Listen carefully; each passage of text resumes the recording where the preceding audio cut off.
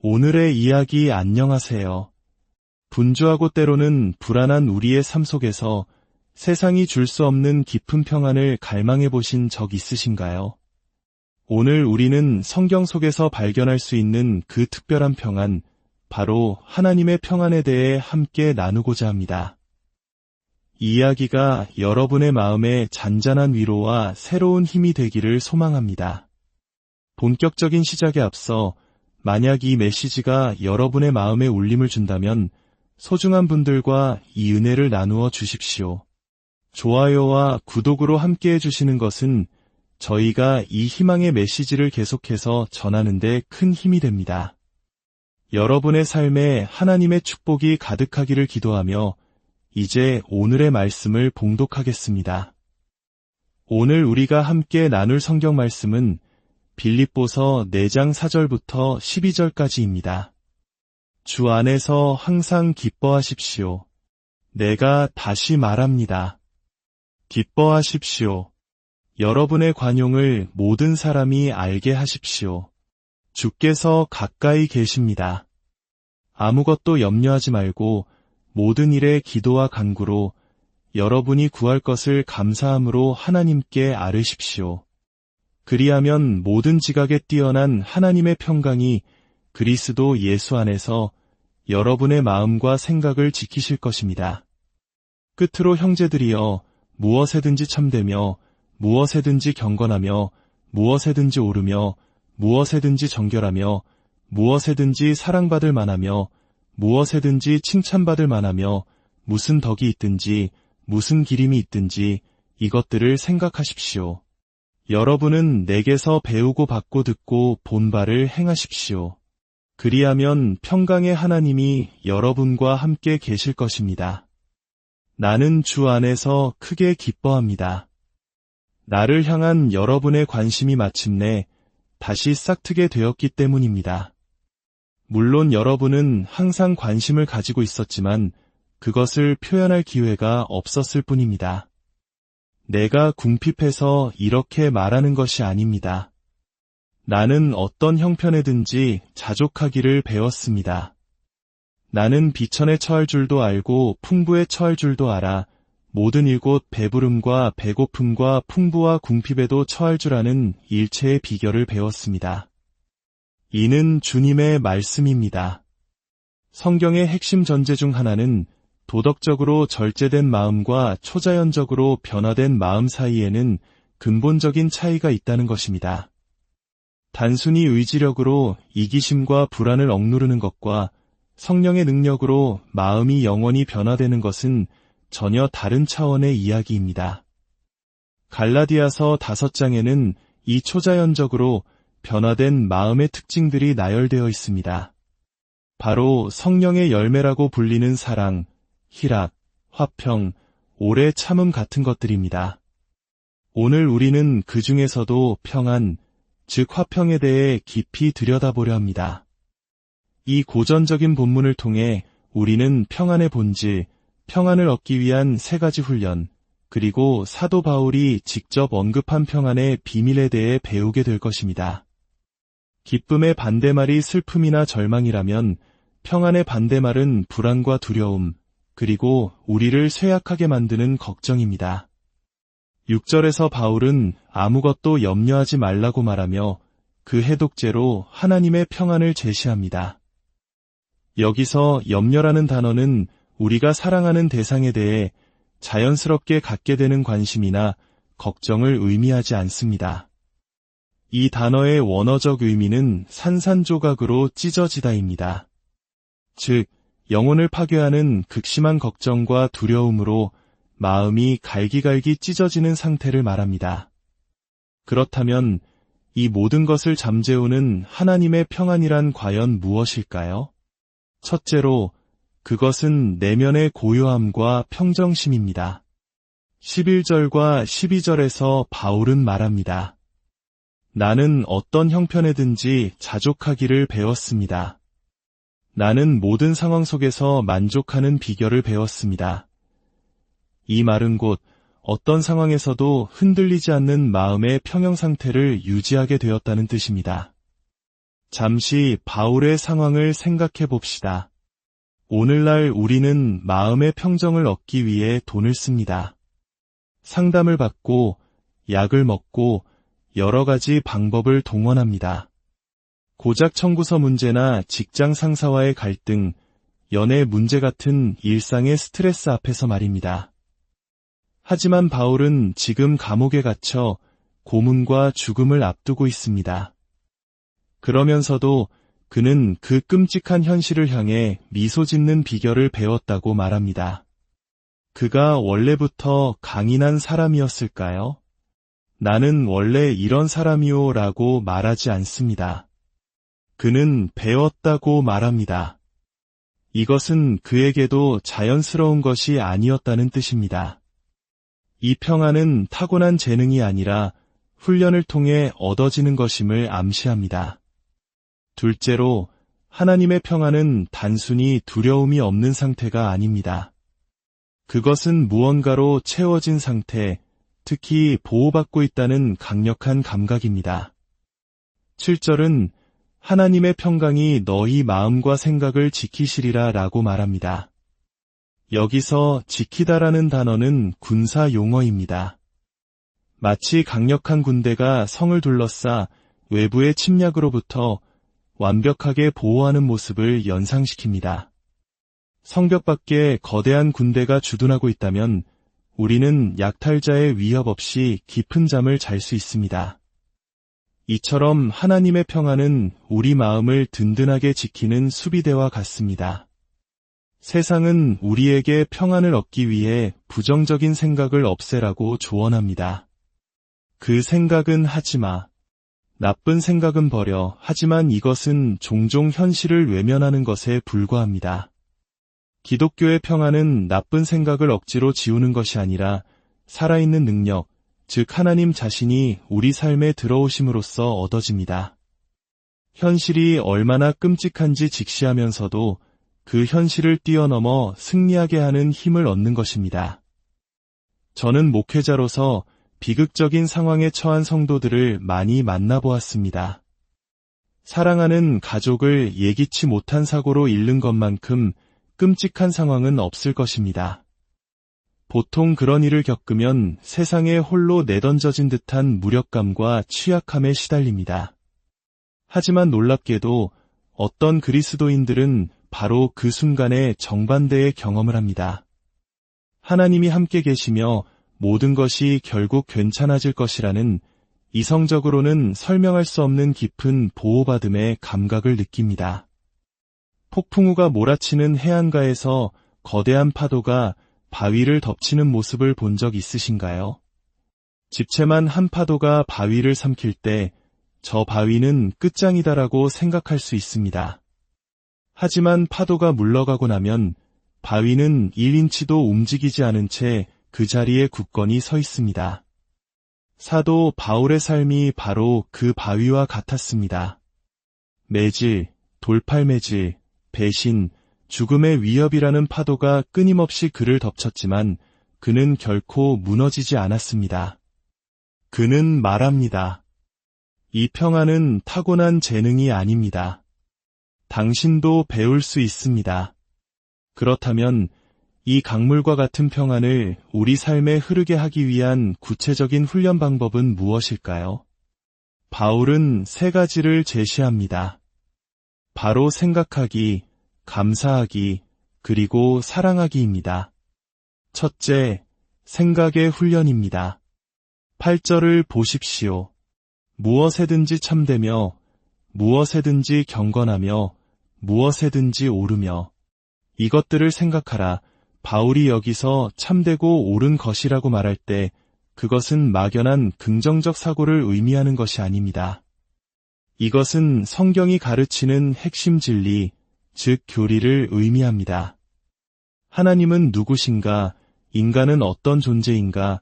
예수 그리스도는 우리를 위해 무엇을 하셨는가? 구원이란 무엇이며 이 세상은 어디로 향하고 있는가?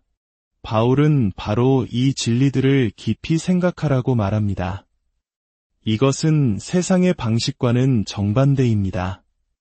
서점에 가서 스트레스 해소에 관한 책을 찾아보십시오. 그 어떤 책도 당신에게 인생의 의미는 무엇인가? 와 같은 근본적인 질문을 던지라고 말하지 않을 겁니다. 그들은 곧바로 기술적인 방법으로 넘어갑니다. 명상법, 휴식법, 부정적 감정 다루기 같은 것들 말입니다. 왜 그럴까요? 만약 이 세상에 하나님이 없고 우리의 존재가 우연의 산물이며 죽으면 모든 것이 끝난다고 믿는다면 삶의 의미에 대해 깊이 생각하는 것 자체가 고통과 불안의 원천이 될 것입니다. 그 믿음의 논리적 기결은 허무이기 때문입니다. 그래서 세상은 생각하지 않는 것을 통해 일시적인 평안을 얻으려 합니다. 그러나 기독교의 평안은 정반대입니다. 그것은 진리를 생각함으로써 얻어집니다. 하나님이 우리를 사랑으로 창조하셨고 죄로 인해 망가진 이 세상을 그의 아들을 통해 구원하고 계시며 결국 우리를 위해 영원하고 완전한 나라를 예비하셨다는 사실을 생각해 보십시오. 우리의 가치가 얼마나 존귀하며 우리의 미래가 얼마나 확실한지를 깊이 묵상해 보십시오. 만약 당신이 이 진리를 믿으면서도 평안하지 못하다면 그것은 당신이 충분히 생각하고 있지 않기 때문입니다. 기독교의 평안은 생각을 멈춤으로써 얻는 어리석은 평안이 아니라 진리 안에서 더 깊이 생각함으로써 얻는 지적인 평안입니다. 둘째, 감사의 훈련입니다. 6절은 너희 구할 것을 감사함으로 하나님께 아뢰라고 말합니다. 순서가 이상하지 않습니까? 우리는 보통 구하는 것을 받은 후에 감사해야 한다고 생각합니다. 하지만 바울은 구하는 동시에 감사하라고 말합니다. 왜일까요?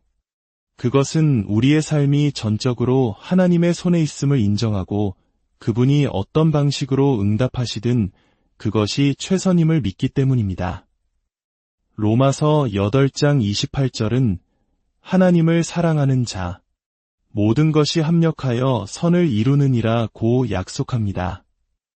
이 추상적인 약속의 가장 구체적인 증거는 바로 십자가입니다.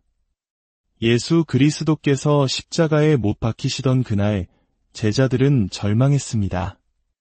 어떻게 하나님이 이런 끔찍한 일이 일어나도록 내버려 두실 수 있는가? 그들은 그 사건 속에서 어떤 선한 것도 볼 수 없었습니다. 하지만 그들은 인류 구원을 위한 하나님의 가장 위대한 계획을 바로 눈앞에서 목격하고 있었습니다. 하나님은 지금도 우리의 삶 속에서 그렇게 일하고 계십니다. 때로는 이해할 수 없는 고난과 슬픔조차도 그분은 그것들을 엮어서 결국 우리의 유익과 그분의 영광을 위한 아름다운 작품으로 만들어 가십니다. 이 사실을 믿는 만큼 우리는 평안을 누릴 수 있습니다. 하나님은 우리가 그분께서 아시는 모든 것을 알았다면 구했을 바로 그것을 우리에게 항상 주십니다. 이 믿음이 감사의 기초가 됩니다. 셋째, 사랑의 훈련입니다. 8절의 목록은 참되고 옳은 것들처럼 이성적인 부분만 다루지 않습니다. 사랑받을 만하며 아름다우며 칭찬할 만한 것, 즉 우리의 마음과 감정을 끄는 것들도 생각하라고 말합니다. 올바른 것을 생각하는 것만큼이나 올바른 것을 사랑하는 것이 중요합니다. 위대한 기독교 사상가 아우구스티누스는 평안의 문제를 사랑의 순서와 연결하여 설명했습니다. 고대 스토아 철학자들은 평안을 얻기 위해 우리가 통제할 수 없는 것들을 사랑하지 말라고 가르쳤습니다. 성공, 가족, 건강 같은 것들은 언제든 잃을 수 있으니 오직 우리가 통제할 수 있는 자신의 덕만을 사랑하라는 것이었습니다. 그러나 아우구스티누스는 지적했습니다. 인간은 연약하여 자신의 덕조차 완벽하게 통제할 수 없다고 말입니다. 그는 말했습니다. 오직 불변하는 것에 대한 사랑만이 진정한 평안을 가져다 준다. 변하지 않는 것, 그 무엇도 빼앗아 갈 수 없는 것. 세상의 그 어떤 것도 불변하지 않습니다. 우리의 덕성조차 흔들립니다.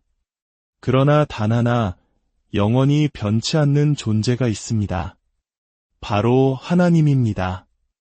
심지어 죽음이라는 최악의 상황조차도 우리에게서 그분을 빼앗아 가는 것이 아니라 오히려 우리를 그분께로 더 가까이 데려다 줄 뿐입니다.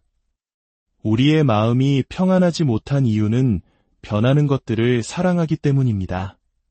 돈, 명예, 사람, 심지어 나 자신의 의로움까지도 모두 변하고 사라질 수 있습니다. 그러나 우리의 사랑을 오직 변치 않으시는 하나님께 둘 때 우리는 비로소 흔들리지 않는 평안의 반석 위에 설 수 있습니다. 하지만 여기서 마지막 질문이 남습니다. 이 모든 것을 알았다고 해서 어떻게 추상적인 불변하는 존재를 뜨겁게 사랑할 수 있을까요? 여기에 바로 평안의 궁극적인 비밀이 있습니다. 바울은 하나님의 평안이 그리스도 예수 안에서 우리의 마음과 생각을 지킨다고 말합니다. 그 비밀은 바로 예수 그리스도입니다. 추상적인 하나님이 예수 그리스도라는 한 인격 안에서 구체적이고 사랑스러운 모습으로 우리에게 오셨기 때문입니다. 이사야서 57장은 말합니다. 악인은 평온함을 얻지 못하고 그 물이 진흙과 더러운 것을 늘 솟구쳐내는 요동하는 바다와 같으니라. 악인에게는 평강이 없다 하셨느니라. 이것은 하나님을 떠난 삶의 자연스러운 결과입니다. 하나님보다 다른 것을 더 사랑하고 의지하는 삶은 끊임없이 불안과 죄책감이라는 진흙을 뿜어내는 거친 바다와 같습니다. 그렇다면 이 끔찍한 결과를 누가 짊어지셨습니까? 바로 예수 그리스도이십니다. 십자가 위에서 그분은 우리의 모든 불안과 고통, 그 모든 심없음을 대신 짊어지셨습니다. 예수님은 나는 어떤 상황에서도 만족한다고 말씀하지 않으셨습니다. 오히려 나의 하나님, 어찌하여 나를 버리셨나이까 라고 절규하셨습니다. 그분은 자신의 모든 평안을 잃으셨습니다. 왜입니까? 바로 우리에게 영원한 평안을 주시기 위함이었습니다. 이 사실을 깊이 묵상할 때 예수 그리스도는 우리에게 그저 교리의 대상이 아니라 가장 사랑스럽고 아름다운 분이 되십니다. 그분의 희생을 통해 우리는 진정으로 불변하는 사랑을 발견하고 그 사랑 안에서 참된 평안을 누리게 됩니다. 19세기에 호레이쇼 스페포드라는 사람이 있었습니다. 그는 시카고 대화재로 전 재산을 잃었고 몇 년 후에는 대서양에서 일어난 선박사고로 사랑하는 네 딸을 모두 잃었습니다. 아내만이 홀로 구조되었고 혼자 구조됨이라는 두 단어의 전보를 받았습니다. 아내를 데려오기 위해 배를 타고 대서양을 건너던 중 그는 딸들이 잠긴 바로 그 비극의 바다 위에서 찬송시를 썼습니다. 바로 우리가 잘 아는 내 평생에 가는 길입니다. 내 평생에 가는 길 순탄하여 늘 잔잔한 강 같든지 큰 풍파로 무섭고 어렵든지 나의 영혼은 늘 편하다. 어떻게 그런 참혹한 슬픔 속에서 이런 고백을 할 수 있었을까요? 그는 자신의 고통이 아니라 예수 그리스도의 십자가를 바라보았기 때문입니다. 그는 노래합니다. 저 마귀는 우리를 삼키려고 입 벌리고 달려와도 주 예수는 우리의 대장 되니 끝내 싸워 이기리라. 내 죄는 사함받고 저 하늘나라 시민 되었네. 그는 알았습니다. 자신의 모든 죄의 형벌이 십자가에서 끝났기에 이 비극은 하나님의 징벌이 아님을 말입니다. 그는 알았습니다. 우리를 위해 아들까지 내어주신 하나님이 결코 자신을 버리지 않으신다는 사실을 말입니다. 그는 십자가를 통해 생각하고 감사하고 사랑함으로써 인간의 이해를 초월하는 하나님의 평안을 경험했습니다. 이 평안은 바울에게 역사했고 스페포드에게 역사했습니다. 그리고 오늘 바로 당신에게도 역사할 수 있습니다. 함께 기도하겠습니다. 사랑의 하나님 아버지, 세상이 주는 일시적인 위로가 아닌 오직 주님만이 주실 수 있는 영원한 평안을 우리에게 허락하여 주시옵소서. 우리의 생각을 진리로 채우고 우리의 입술을 감사로 채우고 우리의 마음을 주님을 향한 사랑으로 가득 채워 주시옵소서. 십자가에서 모든 평안을 이루심으로 우리에게 참된 평안을 선물하신 예수 그리스도의 그 놀라운 사랑을 깊이 깨닫게 하시고 어떤 폭풍우 속에서도 흔들리지 않는 믿음의 반석 위에 서게 하소서. 오늘 이 말씀을 듣는 모든 분들의 삶에 강물과 같은 하나님의 평안이 가득하기를 기도합니다. 예수 그리스도의 이름으로 기도드립니다. 아멘. 오늘의 이야기가 당신의 영혼에 깊은 평안을 가져다 주었기를 바랍니다. 이 은혜가 흘러가도록 이 영상을 소중한 이들과 함께 나누어 주십시오. 당신의 삶에 늘